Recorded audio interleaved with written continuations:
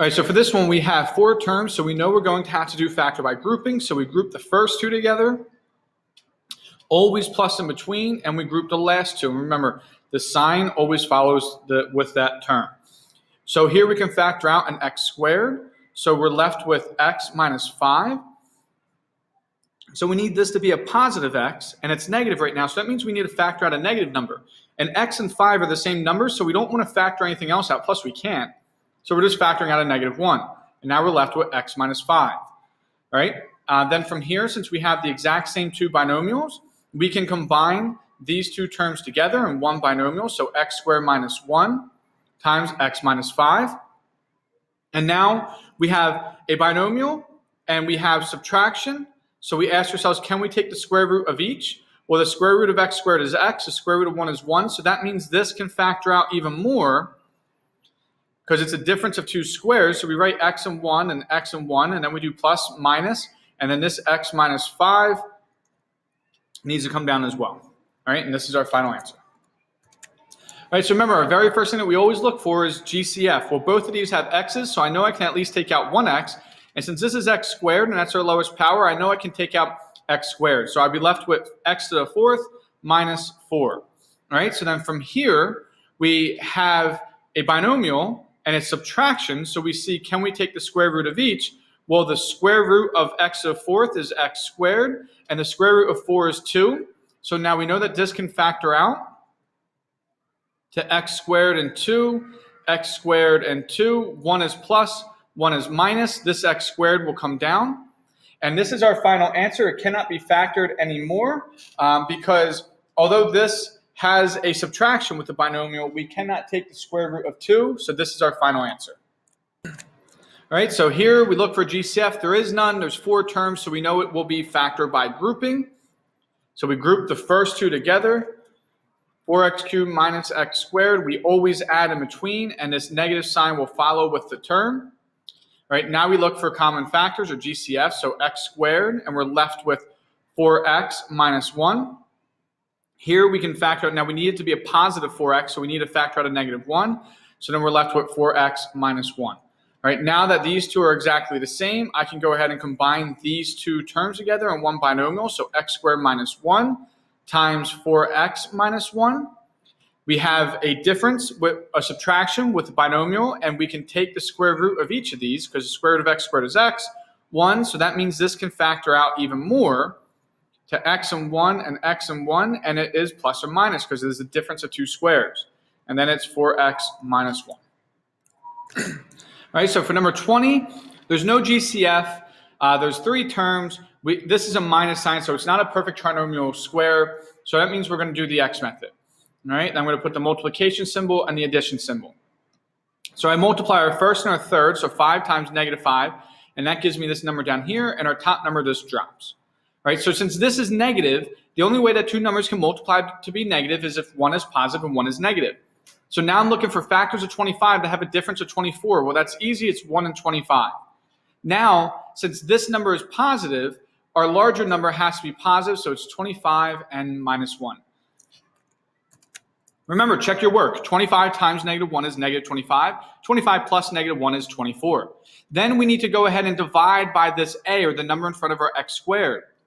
And then we reduce if we can. Well, 25 over 5 reduces to 5 over 1, so we no longer have to think about this. This one can't reduce. Then remember, we start from the bottom, so it's 1x, and now we're here, plus 5. We start from the bottom, so that's 5x, and now we're here, minus 1. Final answer.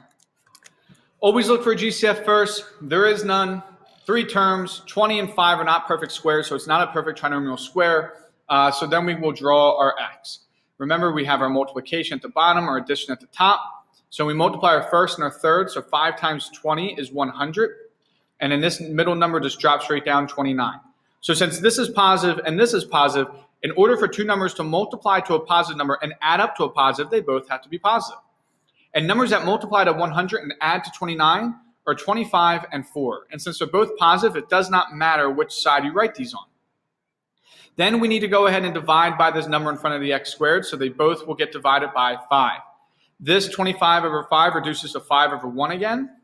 And now we're focusing on these 2 fractions. So remember, we start from the bottom, so it's 1x. and now we're here, so plus 5. We start from the bottom, so it's 5x, and now we're here, minus 4. And that is your final answer. All right, so for this one, 4 terms, we know it's going to be grouping. We still look for GCF first. There are none because 8 and 10 and 25 don't share any common terms. So that means that we need to group these together. So it's 10x cubed minus 8x squared. We always add in between, and it's 25x minus 20. So our common terms from here will then be 2x squared, and then we'll be left with 5x minus 4. So here our common term is 5, so it's be plus 5. We're left with 5x minus 4. Now these are the exact same binomials, so we can go ahead and combine these two into one binomial. 2x squared plus 5 times 5x minus 4. Even though this is a square, we can't take the square root of either of these, but this is also a positive, so we know that we can't go any further, and that is our final answer. All right, now for this one, remember the first thing that we always need to do is rearrange them.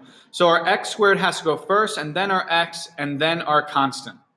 And then we also need to always make sure that this is a positive number, so we're going to factor out the -1, and it's left with x squared plus 11x minus 12. All right, so now this is a minus, so we can't do perfect trinomial squares, so we're going to go ahead and use the x method, or whatever method you use when you're factoring.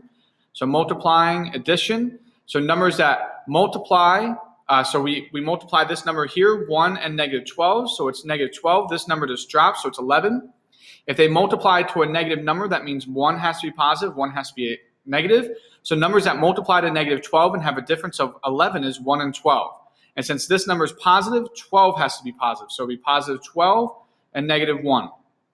Then we're dividing each one by the number here, so it's 1 in this case. And now we go ahead and we use our song. We started from the bottom, so it's 1x. And now we're here, plus 12. We started from the bottom, so 1x. And now we're here, minus 1. And this -1 that we factored out in the beginning must come down as well. All right, 2 more problems, and it's done with the review.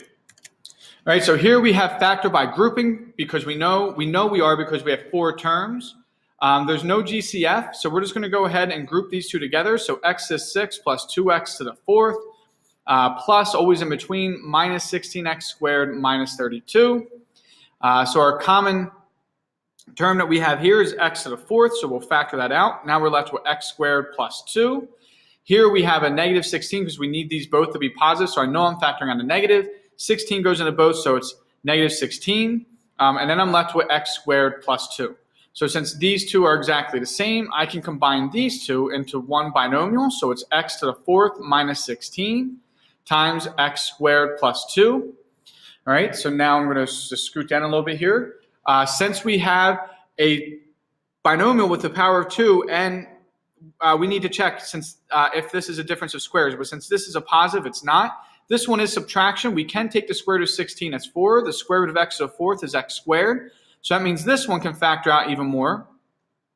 To x squared and 4 and x squared and 4, it is plus and minus. And this one is still x squared plus 2 because we need to make sure we bring that down. All right, once again, we have 2 binomials. This one is positive, so we know that we can't go any further. This one's negative. The square root of 4 is 2. Square root of x squared is x. So that means we can go even more with this one. So x squared plus 4, this one will factor out to 2 binomials. And it's x and 2 and x and 2. And it will be a plus and minus sign in between. And then it will be x squared plus 2. All right, it doesn't really matter how you arrange your factors, but these are all 4 of these would multiply to give us our original problem that we started with. So that is our answer. One more question, and that's it. All right, this one will not be on our test. I just want to see if any of you could intuitively get this. There's a method that we will use in the future for this. It's called U substitution. You do not need to know that right now. What we're going to do, though, is we're just going to act, because we never dealt with x to the 4th and x squared. We've always dealt when it was x squared minus 13x plus 40. So we're just going to kind of solve as if it was this method first. So we're still going to use the x method. We'd multiply the x squared, the number in front, by 40, so that gives us 40. This negative 13 will drop. So now since this is positive and this is negative, both numbers need to multiply to be positive and add up to a negative, so that means they're both negative. And factors of 40 that add up to 13, that will then give us 5 and 8. And it doesn't matter where we put it, so 5 and 8. Now we need to go ahead and divide by the number here, so that's 1. So normally, if we were to do this with the problems that we have been doing, it would have been x minus 5 and x minus 8. However, we didn't have x squared and x, we had x to the fourth and x squared. And if you notice, when we factor out this x squared, they both always factor out to this middle term x. So what we're asking is what two terms can multiply to give us x squared? So this x to the fourth actually multiply or factors out into x squared times x squared.